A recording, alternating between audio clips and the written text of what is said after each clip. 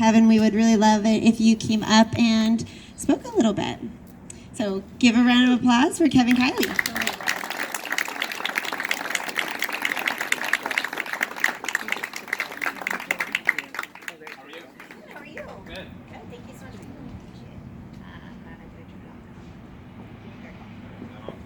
Hi, everyone. Thanks for the chance to be with you today during what is shaping up to be not the brightest holiday season. I know for many folks, for a number of reasons. Well, really just one big reason. That's our governor and what's been forced upon our state. As some of you may know, I've been battling this one-man rule for some time now on a number of fronts. In the courtroom, in counties around the state, and in our legislature, or at least what remains of it. The legislature, for the most part, has decided to take the year off and only managed to show up for a single day in the last 4 months of the year in order to be sworn in a basketball stadium. So that's the California legislature for you. As much anger as there is at the governor, I mean, save a little bit for the legislature as a whole, because they've enabled him. You know, the governor has taken a sledgehammer to representative government in California, but the legislature's been his willing accomplice. Can everyone hear me okay? Yeah, there we go. All right. I don't often get criticized for speaking too softly, so, you know. So let me just, I don't need to give you, a blow-by-blow account of what's been going on in the state, because we've all been living with it, and we've all been suffering from it. But what's bothered me most is that the governor never really took this COVID-19 crisis seriously, in the sense that he saw it as a political opportunity.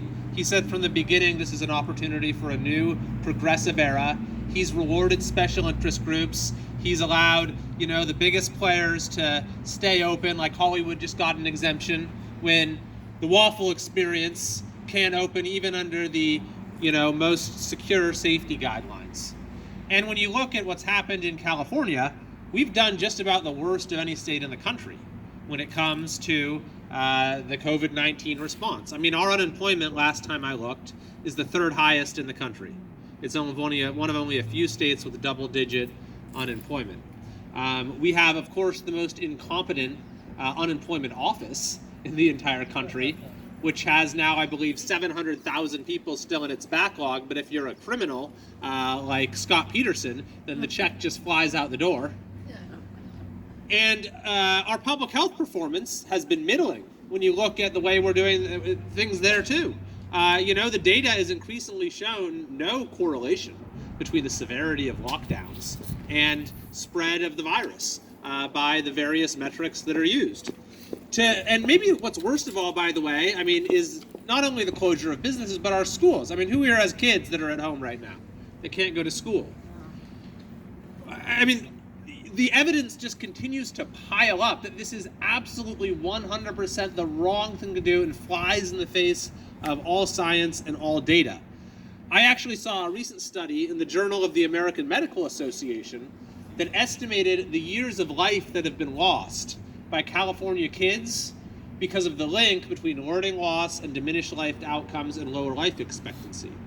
And it's millions and millions of years of life expectancy, which is a greater loss of life than even the tragic loss of life from COVID-19. So what bothers me is that we're hurting the livelihood of folks like you, business owners and their employees and families, for no good reason, because the governor has refused to provide any evidence to substantiate his policies. As a matter of fact, as you might be aware, LA County's ban on outdoor dining was just struck down by a judge in Los Angeles County, precisely because the judge found it lacked evidence, it was illogical, it was irrational, and when LA County Public Health was asked to provide evidence to back it up, they couldn't do it. And then a couple of days later, Dr. Kiley, Governor Newsom's own Health and Human Services Secretary, had to admit that he didn't have any evidence either for this outdoor dining ban that's now applying essentially statewide. I mean, can you believe that? LA County does it. They have to admit there's no basis for it. And so Governor Newsom, good idea. I'll apply it to the state as a whole. It's incredible. And, Willie Brown made a point in in his column. Everyone know Willie Brown? Gavin Newsom's mentor, right? who actually appointed him to his first office as a supervisor. Willie Brown made a point I've been making for quite a while, which is that when you impose these arbitrary restrictions across the board, it actually makes it more difficult to focus on the few things that would actually make a difference, right? If we had a government that said, well, we know at this point that A, B, and C are the things that are really risky, then we could, as a population, focus on A, B, and C. But when he bans the whole alphabet, then it's harder to focus on A, B, or C. Which is why this whole thing has been just so wrong-headed any way that you look at it. So I am very much with you and sympathize with your plight, and will work with you in any way I can to change direction. A few of the things that we've been doing, we have the lawsuit where we won against Governor Newsom in Sutter County Superior Court. Thank you. And that is now up on appeal, but the governor is very concerned about this. He recently said at a press conference he thinks this is a profoundly important decision that he needs to get reversed, but we are 100% confident that the law is on our side. We're also sponsoring around the state, county boards of supervisors are passing what we call the Healthy Communities Resolution, which is a resolution to insist on local control, to move away from this command and control unscientific approach of the governor, to get our businesses and our schools open, and to have a complete change of direction from the way this has all been handled. It's been passed by counties up and down the state. Placer County passed it. El Dorado County passed a version of it. Orange County passed it. Siskiyou County, I just heard San Luis Obispo County passed their own version of it. Supervisor Frost is going to bring it up for a vote at the Sacramento County Board of Supervisors meeting in January. And so there's some real momentum behind this of counties banding together, localities banding together as a counterweight to the Newsom autocracy. And I'm trying to get the legislature to, finally step forward as well. I've introduced legislation so that how ABC is going around threatening everyone saying we're going to fine you, we're going to revoke your license. I've introduced a bill to say that they cannot do that unless they can prove that your establishment actually caused some harm or was the source of some sort of outbreak or something like that. Otherwise, this is just like bureaucracy. We have bureaucrats going around with a bureaucratic ruler slapping you with, existential or, business-crushing fines or license revocations for no reason at all. So those are a few of the things I'm working on. I don't know, do we have time for any questions or anything like that? The floor is yours. Questions? Yes? Hello, is it women? Where did he get his logic? I was very perplexed to find out that the gyms can stay open with their outdoor programs, even though it's people sweating and breathing hard and huffing and puffing, yet stationary dining or getting your dog groomed or in a single chair at a salon is not allowed. Yeah, it makes no sense. That's a great point about the gyms. So they can keep working. And granted, I'm glad the gym, I'm trying to find out, was there lobbying involved with any of the lobbyists from the health and fitness foundations, possibly? I don't know the answer to that. I can tell you you might have seen this had playgrounds on there as well. Correct. And there was a backlash to that, so they said, okay, fine, we'll open up playgrounds. Right. But it just makes no sense. That's the thing, is they've never provided any data to support these decisions. Which is one of the things our lawsuit is getting at, is that actually if you want to make decisions like this, the governor, we believe, doesn't have the power to do it. It needs to be the legislature. And so that's why I think that this could be a very far-reaching decision if it gets upheld, is there's never actually been a decision by a California appeals court dealing with limits on the governor's emergency powers. So if we win the case, then that'll be a precedent for superior courts in all 58 counties. And there are a number of other lawsuits, by the way, that are making their way through the courts now as well. Just today in Fresno, there's a challenge by the Pacific Legal Foundation on behalf, thank you, of some businesses there to the whole, harebrained, color-coded blueprint scheme. But the restrictions keep coming down as well. I don't know if you saw the youth sports a couple of days ago. So I'll tell you guys, don't tell anyone, I've actually played a little bit of pickleball lately. So please don't tell the authorities. I don't want to get arrested. Doubles pickleball. I know. Other questions? Yes, sir. Have you used Title 18, Section 242, Color of Law, to sue the governor personally for deprivation of our rights? Well, I have sued the governor personally. He's the defendant in our case. It's Gallagher and Kiley v. Newsom. I don't know necessarily what title you're referring to, though. USC Title 18, Section 242, Color of Law. Any official that deprives someone of their rights can be personally sued and imprisoned for up to 10 years. And it's in the personal capacity, not their official. In the personal capacity. Because they're violating the Constitution. I see. I'm not familiar with that particular provision. But there are lawsuits based on federal law going on now as well. Ours is based upon state law. Yes, sir. Russ Townsend, I came from Red Bistro in Loomis. Thank you very much for your support. I listened to John McGinnis on the radio. He said he'd gone through the code and can't find any section in there where the ABC can come after your license and prevent you based on a code violation. Do you have any insight to that, or are people getting hit with their license? Well, we know they've been threatening it. Yes. That's the first thing they do. And so you're saying that McGinnis said there's no basis in law for them to do that. He said I personally went to a code and I can find a basis for them coming after your liquor license. Yeah, that's interesting. I'll have to look into that more.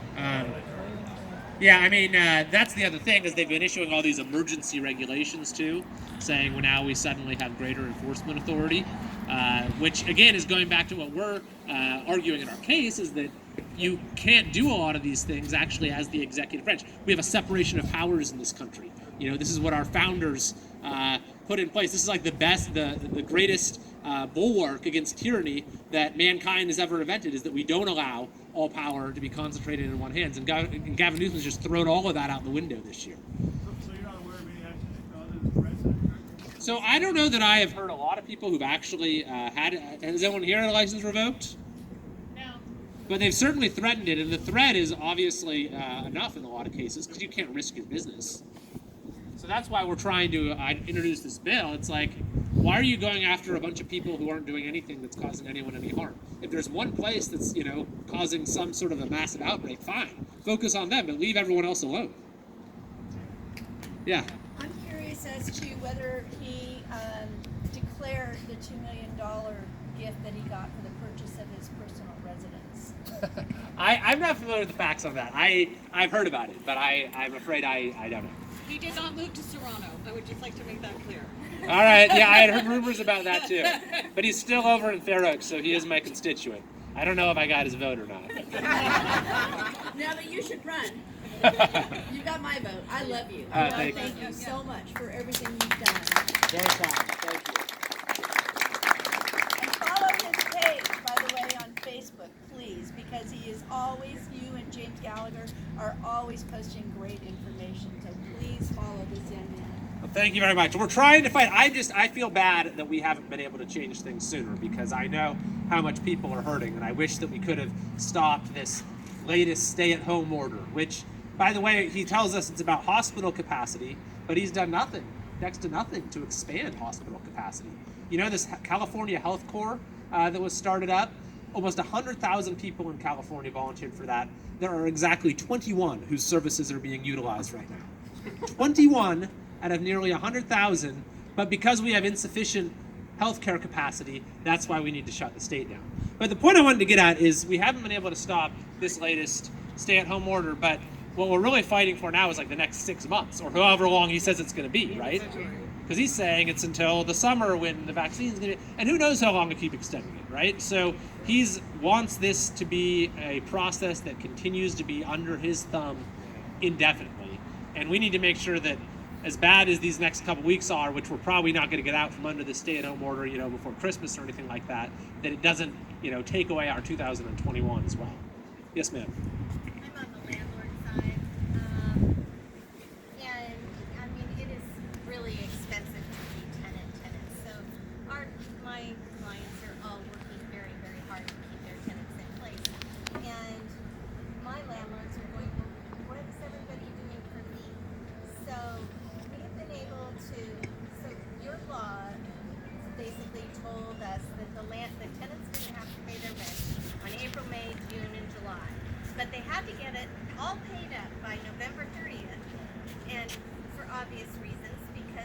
property taxes were due on the 10th. If we were alleviated property tax payments, we could help our tenants out. If we were alleviated the flat fee sewer charges that are charged all of these businesses, we could help our tenants out. Right. But, you know, there is no discussion about that. That's a great point, and this is something that actually myself and a few of my colleagues tried to do when the legislature finally got around to doing a little bit of work over the summer, or like maybe it was April or May, was we said, why don't we help out our small businesses by rolling back some of these fees, you know, cutting some taxes, and rolling back all these regulations, which are crushing enough, you know, in ordinary times.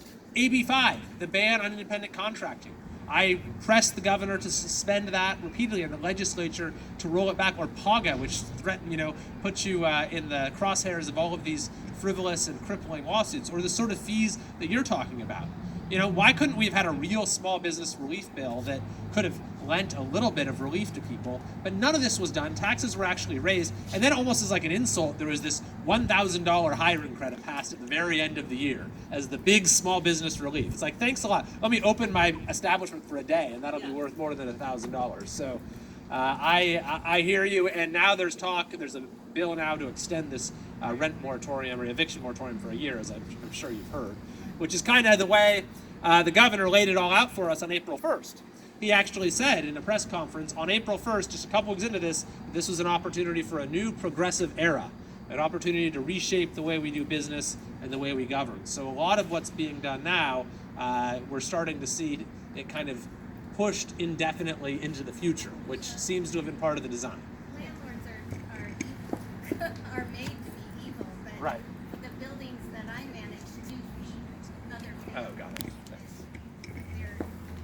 Their income to pay their bills. Right, exactly. All right. Question? Yes. By the time, in your opinion, by the time this is all played out, those of us that are standing up and staying open, assuming we start accumulating any type of fines or penalties, how much teeth do you think that'll actually have later on? Because I know that's a big concern, is we fight the good fight now, but then we're paying $20,000, $50,000 in fines later. What do you think will eventually happen with those? Well, I don't know exactly how to answer that. So are you asking, are they going to be forgiven or something like that? Like, I mean, I have a business, I'm staying open no matter what, but what's that look like 2 years from now, you know? I'm assuming I'm going to be able to fight the good fight and eventually win, but am I going to go bankrupt trying to fight the fight? Yeah. You know, I think that's kind of what we're all worried about. Just wondering your opinion. Questions about fines. So I'll give you my honest opinion, which I would be surprised if you, are sort of forgiven those in any way. That's kind of part of what I'm doing with this bill, but I'd be lying if I said I was super confident it's going to pass. I mean, it has to be passed by the legislature and signed by the governor himself. So, look, it's the governor's salary? well, he said he was going to give up the salary. Then the SACB caught him. He actually took it. So then he had to give it away because he got caught. But it's kind of like with Sleep Train. We were told Sleep Train was free, and then it actually cost $500,000, and then they closed the whole thing. So I don't know, sir. I mean, it's really something that you just have to kind of make the decision on yourself is what level of risk you can take. I will say this, and I don't know if this is something folks want to hear or not, but I think that you can best protect yourself just by following whatever guidelines have been thrown out there, to make sure that there's the proper distancing and masks were appropriate and all of that sort of thing. Because if you can show that you've been, following the best practices by the authorities that the state claims to be following, then I think you'll be in a better position to avoid liability than if they can come and say, oh, well, there were no masks and people were crowded around and so forth. So if for no other reason than for, protecting yourself against the hammer of this sort of regulatory enforcement, it might be a good idea to do that. Yes, sir. Thanks for being out here. I appreciate it. Dan Bear from Wally's Pizza Bar. I've got a question for you. If restaurants wanted to band together to sue the governor, I know from your stance on what you've taken as an approach, and the approaches I've seen that restaurants have done in other counties have been more of a approach where they're just trying to get to the next tier. They're just trying to be able to get some kind of relief. Do you think there's an approach that says this is unconstitutional, period, of what we're doing, and we're going for the throat because we should be open and our businesses are essential just like every other business. Yeah. And if so, who would you think would be a good attorney to reach out to for a class action lawsuit to sit down with and ban everybody together? Well, so the answer is yes. I mean, that sort of argument has been made, and there are a few different ways you can come at it. So in our case, it's about separation of powers, and that same argument is being used by the Pacific Legal Foundation to do essentially what you're saying the restaurant should do. They're representing like a, a golf type establishment, Ghost Golf, I think it's called, but the argument applies with equal force to restaurants or any other kind of establishment. And it's based upon this idea of the separation of powers, that the executive branch cannot be making these sort of judgments as to who can close and who can stay open on its own. Now, the other angle you can come at is like a due process type argument saying that, that regardless of who does it, whether it's the governor, the legislature, anyone, this is beyond the powers of government as a whole to be arbitrarily closing places down. And those sort of arguments have succeeded to a limited extent elsewhere. There have been some cases in other states. So it's definitely something that... They filed one today. San Bernardino, I know. No, here in Sacramento. Oh, Sacramento. Against the governor today. Who did? They filed it. There was a restaurant, a salon, people downtown. I see. It was filed today. I saw it just before I came out here. Yeah, so I mean, and it doesn't even need to be a class action in the sense that if you get if you get a favorable ruling, then like that, in our case, if we get the Court of Appeals to place very clear limits on emergency powers, then that's a binding decision on all the courts throughout the state. Class actions can take a little longer. So, I mean, the answer to your question is yes, and we're starting to see more and more litigation come forward. And so I think that if the governor thinks he's going to be able to do the same thing he's been doing for the next 6 months, the courts may well have something to say about that.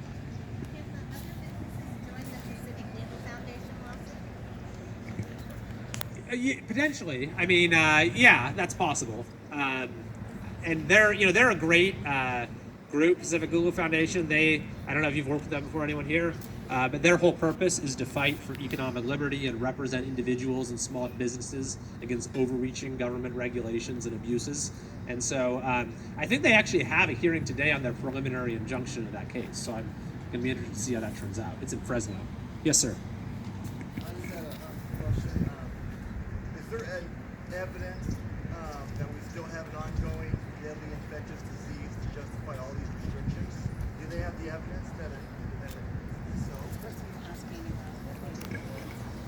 Well, I mean, it is true that we have seen more hospitalizations and more deaths that have been tagged as related to COVID-19 in recent weeks. That's the supposed basis for the lockdowns, but it's an entirely different question. What are the causes of these and what's the appropriate response? And in my view, as we've been discussing, we've been totally taking the wrong course of action. Question? Yes. Oh, sorry. Okay, there and then there. Okay. Just really quick. So Assemblyman Kiley, with your lawsuits and everything that you're working to do, I'm just curious exactly how this works. Are you only able to argue California law and California Constitution, or does the U.S. Constitution help you at all? Are there any other tools that can help you? Yeah, so our case is based upon the California Constitution, but there are other cases that bring in the U.S. Constitution. And so there are different legal arguments. It's kind of what I was saying before, that you could sue under the 14th Amendment of the U.S. Constitution for due process, which is where you're being deprived of your right to property, as it were, and to a livelihood without due process of law. So yeah, absolutely. Yes?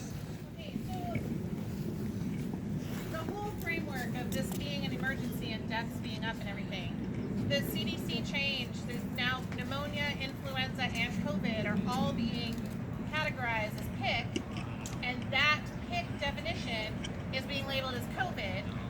We're actually under the total deaths per year right now still, and they increased the revolutions, the cycles that they're testing under, so we're at a 97% false positive rate. So all those asymptomatic cases are less than. So what can we do as far as making the numbers reflect what's actually going on, because there were 3 emergency room physicians down in the Bay Area who just came out earlier this week saying, hey, we don't have an emergency. We're expected to be 120% for our ICU capacity. So what happens there? Because we've spent a lot of money and we're getting fed a lot of really false information based on the CDC and what our public health officers are knowingly doing. And if you need proof of that, Sacramento County just released in a FOIA request that they had, that they are cycling these tests at 40 revolutions, which reaches that 97% false positive threshold. So all of these people are being locked down, and all of the people with this curfew, we're all being locked down under false pretenses. And what can we do about that? Yeah. Well, you're right, there has been a lot of issues with the data. And the state itself has had to admit that its data has had glitches that have caused the reporting to be wrong. And then they say we fixed it, and we have more glitches. And then, there have certainly been some incentives to tag, to code deaths as COVID in some circumstances. Now, I can't agree necessarily with the premise that this is sort of not causing any increase in mortality in the state. I mean, the numbers do suggest that, the average deaths occurring right now are higher than they have been in previous years. However, I will say that is not something that can all be attributed to COVID, and in fact, a lot of it can be attributed to the government response to COVID. Yes. And when you look at the measurement of excess deaths, that is something where California ranks among the worst in the country. I think we were the 5th worst state west of the Mississippi when it comes to excess deaths. And we had what I believe was the widest gap between our ranking when it comes to COVID deaths and our ranking when it comes to overall excess deaths, which suggests that the mortality from government policy is higher in California, perhaps, than anywhere in the country. And, that stands to reason, because we've had basically the harshest lockdown measures and basically the harshest school closure measures. In fact, does anyone know who Nate Silver is? He's the guy who does 538. He's the high priest of data analytics. He's the high priest of data analytics in the country. He just referred to the irrational and not very science-driven regime of COVID policies in California. And by the way, when we talk about mortality and excess deaths, that's only talking about what's actually happened so far this year. It's not talking about the future impacts, which we know, as I was mentioning before, the effects of learning loss are linked in the Journal of the American Medical Association to reduce life expectancy.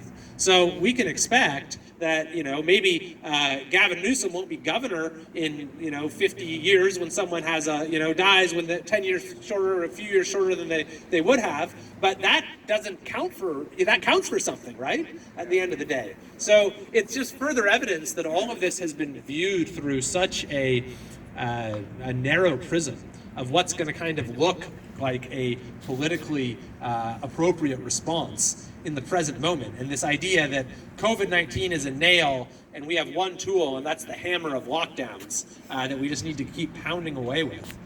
So I understand where your question's coming from, and the data gets twisted in whatever direction they want it to go sometimes. Our governor, Gavin Newsom, I haven't seen anyone do anything like this.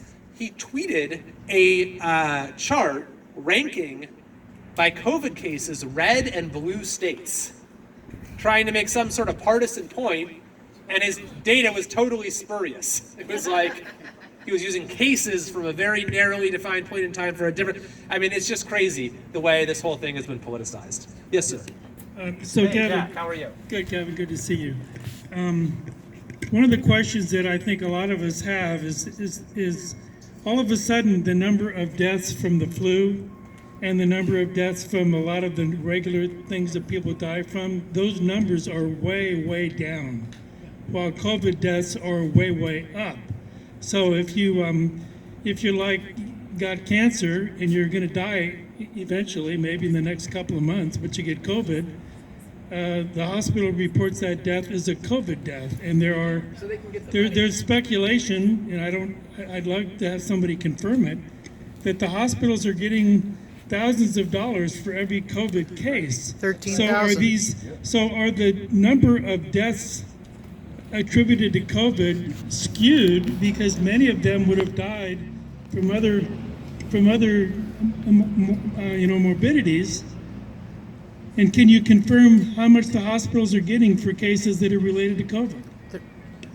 Well, the answer is yes. I can't confirm exactly the amount. It might differ to some extent by the insurer, but it is definitely true that there have been incentives in that respect, and that it's been an issue. Now, I don't know how widespread it's been, but it certainly has been an issue. Yes, sir. Are you aware of any counties that are refusing to go after small businesses? Well, sure. I mean, a lot of counties are simply saying, forget about it to the state. You know, if you want to send your people in, then that's, the only thing that's going to be there in terms of enforcement. Placer County has said it's not enforcing any of the state's restrictions. Same with El Dorado County. And the sheriff here in Sacramento County, Scott Jones, at least when it comes to things like the stay-at-home order and the curfew, he said, I'm going to focus on crimes and criminals rather than ordinary citizens who are over at a friend's house past 10 o'clock. So there is that. I don't know. I know that Sac County had considered this measure to really use fines at the county level against businesses, but there was a real and Supervisor Frost was, I think, leading the charge there to stop that from happening. So fortunately, they ended up tabling that. But I know that a lot of counties have taken that same approach, and this is one of the sort of premises behind our Healthy Communities resolution is to recognize that counties have a lot of authority, and if they band together, then we can really try to kind of keep the state's enforcement arm at bay. Yes. Have you, are you aware of the two different distinctions, death by COVID and death with COVID? I'm not aware of any deaths by COVID, but Isn't that our friend? death with COVID. What? That's Mike. I don't exactly understand the question, but I do think it's true that, when you have someone has a number of conditions and one of them happens to be COVID, there has been this tendency to identify that in some cases as the cause of death, sort of like Jack was saying, even if there was some other terminal condition. So that's one of the other things I know that people kind of causes people to be suspicious of the data, and I think that with good reason in some cases.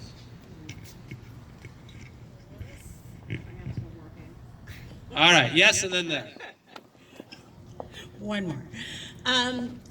Are you or the state tracking the reality here, with myself included, of how many businesses and citizens we are losing to people being fed up? Like leaving the state? Meaning we're losing Tesla, we're losing large businesses. I've lost 5 friends over the last 3 months to Idaho, and Tennessee seem to be popular, South Dakota.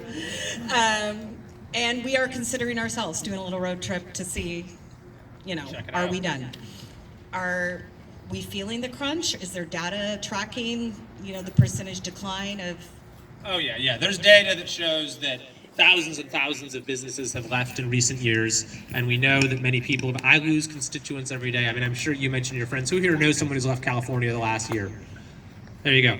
And it's not just what's happened, with COVID-19, of course. Even before this all happened, there was a survey in January where 53% of Californians said they're thinking of leaving California. I mean, that's incredible. That's called a failed state when half of your people want out. And so I think that actually when you look at what happened in this last election, there is indications of discontent on the part of California voters, because a lot of the things that the legislature had done were reversed by the voters or were rejected by the voters. And this attempt to go after Prop 13 was rejected by voters. So I actually think that there's an opportunity to begin to turn things around, especially now that everyone has gotten this up close and personal look at the way our state government works this year, since it's the Capitol that's been dictating what liberties get taken away from us on a daily basis. And frankly, the opposition to Gavin Newsom I think has catalyzed a movement that unlike anything we've really seen in quite some time in California. So this is all a long-winded way of saying, I hope you don't move to Idaho or Tennessee or South Dakota or wherever, even though it might be rational to do so, because we really need to stay and fight, and I think California is worth fighting for. All right, one more question. We have back there. Yes, sir. So, on one hand, we have the executive branch. On one hand, we have the executive branch saying, you know, these are the cases, this is our policies, this is what we're going to follow. On the other one, I have you, Cooper, other people saying that you guys are suing the governor and everything. But what I want to know is, I want to know if you guys have a concrete plan as to how different industries and different businesses can reopen. Do you guys know, in Tokyo, they have 25 different categories for, you know, and they have to fill out a certain forms and do a, you know, they have to do A, B, C, D and everything, and then an inspector comes over and opens the business again, you know, for that. Do you guys have anything like that? Because yes, suing them is great and everything, but we need something more concrete and sooner than that, you know? I couldn't agree with you more. I think that the legislature should have been doing this from the very beginning, is that we should have said, all right, we're going to actually evaluate the evidence. We're going to hold hearings. We're going to give industries an opportunity to testify, to show their plans, to show how they can open safely. We're going to question the administration officials on what it is they think they're doing.